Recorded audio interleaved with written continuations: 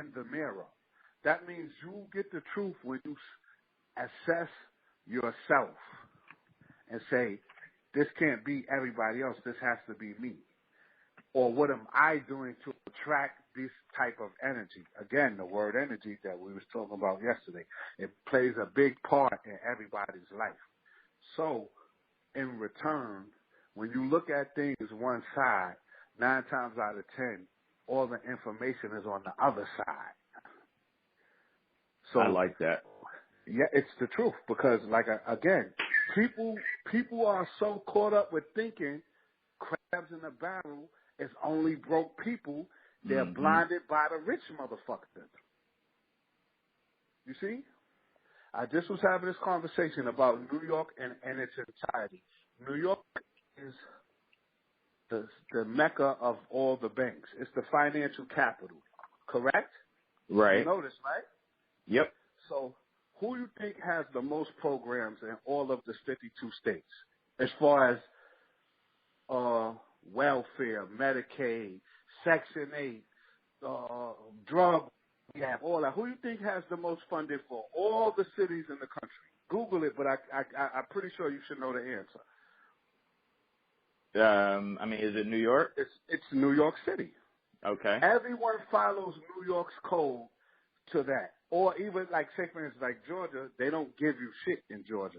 But at the end of the day, New York is at the front of it all because of the fact that it's so much money being made that to give that little hush money and keep the crabs in the barrel, we'll give y'all free housing. We'll give y'all them projects. We'll give y'all Medicaid. We'll give y'all all of that. Because we don't want y'all coming to this other side and realize how much fucking money we're making over here. You see, those apartments in downtown Manhattan, right? Those apartments are not bigger than the apartments in the projects. They're all the same size or even smaller. But these apartments, of course, $1 million, $2 million. And you still have to pay fees. But the project is $800, and we're going to pay $600 of that for you. So the cost of the $2 million house downtown is to keep niggas out. That's why it's so expensive. So, see, that's all crabs in the barrel mentality. But we're so focused on the broke people, all the answers lies with the rich people. You see what I'm saying? I feel the same way. I didn't look at it like that, but I think the same way because I always get into these conversations. A lot of people don't like these mega churches and all of that. But what I always realized just through going to a lot of churches and being connected with a lot of churches, I noticed that if you ever go to have you ever been to a mega church before? No, I haven't been to a mega church. No. Okay, so when you go to a mega church, a lot of yeah, I used to have that stigma too. I used to say I wouldn't, but I just wanted to go just to see. So I go every mega church I've ever been to, from the Potter's House to Creflo Dollar's church to several other different churches. So what I notice is that at least you can see the money. And I'm saying all of this to validate, Are to you confirm real right what now? you're... All right, hold on. We gotta break that down. We got to break that down. Yep. Because you lost me on that one. Where do you see the money at in these mega churches? Because it's a big church?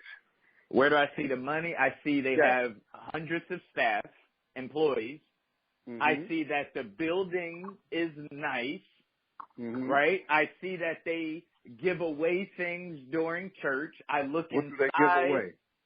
What do they give away? They give away. I'm asking because I've never been. So they give away food. Well, yeah, they give away food. Food. They give free food to all the people in the church, or every once in a while they give away free food, like maybe once a month. Once a month. Yep, once a month. I see that they have security. Okay.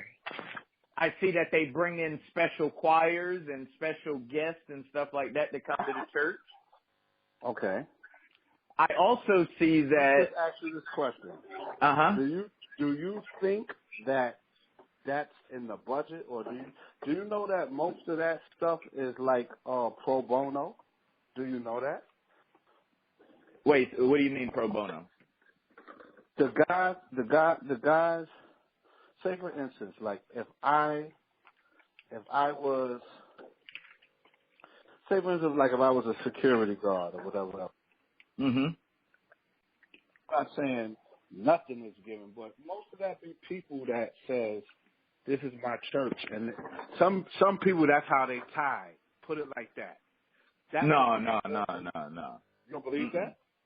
No, I believe that in certain cases, but I know that there's a payroll. Okay, because, of course there's a payroll, but I'm saying, how do you know that that's where the... All right, I'm going to put it to you like this. The mega churches that I know, they don't make most of their money at the church. That was my point of what I'm saying. Like, if you take a Bishop show, Jakes, right? Right, Bishop Jakes, most of the money, because people think mega pastors are taking their money. But what I think is that we need to keep our eyes on the smaller churches, because I feel more so that they're taking the people's money as opposed to the bigger churches. That's you having an opinion on it. Like, you're saying the smaller churches is doing it, but the bigger churches isn't. I'm saying, well, not is or isn't. I'm saying keep an eye out. I have a different perspective. I would say the smaller church probably could do more than the mega churches. I would have my eye on the mega churches. Why would you have your eye on the mega church? Because everything is in scales. So when you're saying a small church and a bigger church just means it's more people, which means it's more money. So in return, they have to have more staff. They have to have more security. They have to have bigger choirs. So that only says that they're making more money. So when you look at it, like, remember when they said the person who played, you look at the NBA player that makes $100 million, but the person who's writing the check is the one who really has the money. You get what I'm trying to say? So in reality, that's like saying you put all of this staff, this, that, and the third, right? Now, what I'm saying to you is it's the same thing with what I said about Oprah, Jay-Z, Puff, everybody else, right? Now, it's not about money at this point. Taking money, giving money, that's not the point I'm trying to make in all of this. Like, what I'm doing is I'm not casting a stone. What I'm saying is, how come all of them can't get together and build schools and recreation centers and drug rehab programs and all of that? See, if one thing is good for one successful person, it has to be good universal for all successful people. I don't care what your job description is. If you're a pastor, if you're a rapper, if you're a basketball player, if everyone pools their money together, they could create the economic infrastructure to invoke change like the Jews do. That's all the Jewish people do. Have you ever heard of the Freemasons and the Northern Stars and all of that? Are you familiar with that? Uh-huh. Okay. The Freemasons, all they do is for you to be a part of this group, we all pay dues. So say for instance, like if you a barber, okay, Sean's a barber, he's a Freemason now. We're gonna all put up $1,000 and get Sean a barber shop. So now you're making money, so now you're putting your dues up. So now the next person up, he's a realtor. We're gonna all put up $1,000. We're gonna get him a real estate office. See, the Masons do it, but they're doing it on a smaller scale, and it's by design who they let in. So I'm saying all of the successful black people, Creflo Dollar, it doesn't matter who you are. If you take in money, you should be able to reinvest it back into the community. Okay, I get you that. That's just the bottom line. If LeBron James can open up a school, you can't tell me these motherfuckers that if you're buying a private jet for $20 million, and you saying you're a person of the people, that money should go straight to a school, not for a personal private jet. Now, you know why he needed the private jet, I don't care where. You're not going to convince me in a million years that one person that's call themselves a pastor and for the people is going to be that selfish and pay $20 million for a jet for his own consumption where he could put that money and put it into the schools system for educating black people, a college, anything. I will never agree to that. I don't know. All I know where did he get $20 million from? From the people. He was raising it. So, okay.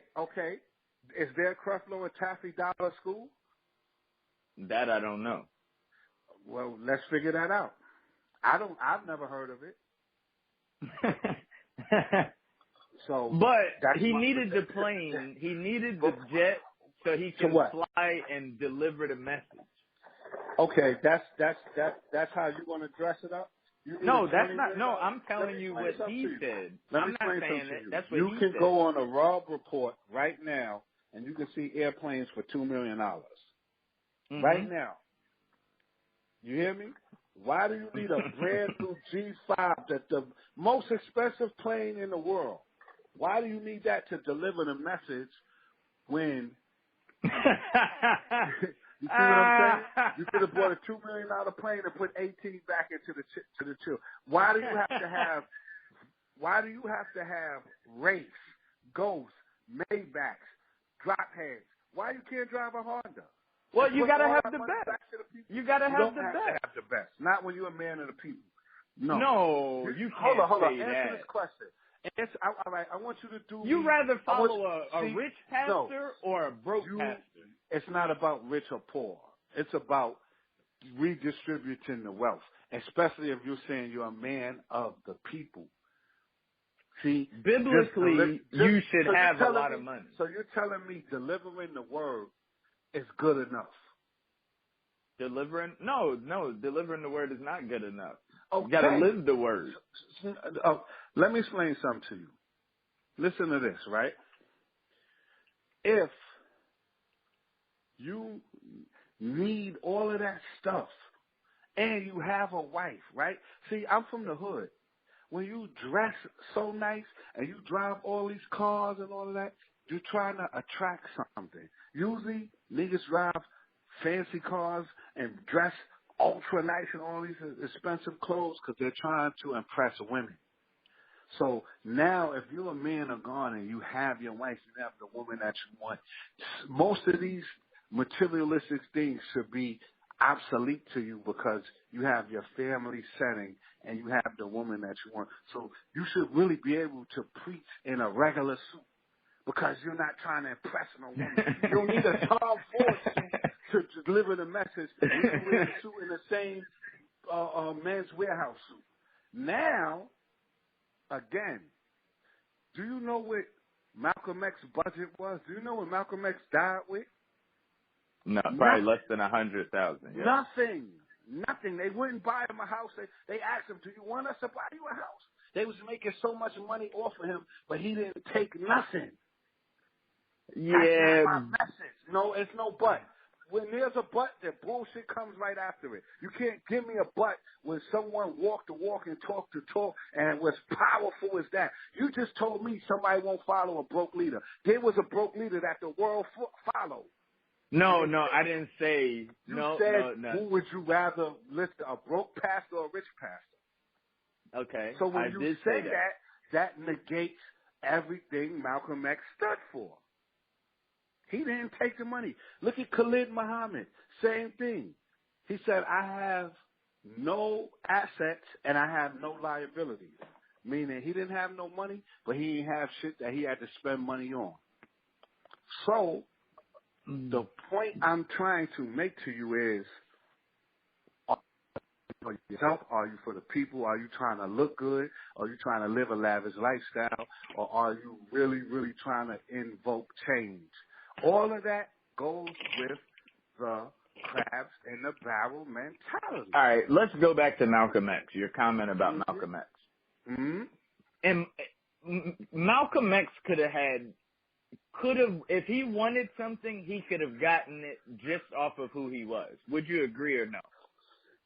That's not the point. The point is no, he that didn't is take the it. point. Hold up. No, it's not the point. The point is he didn't take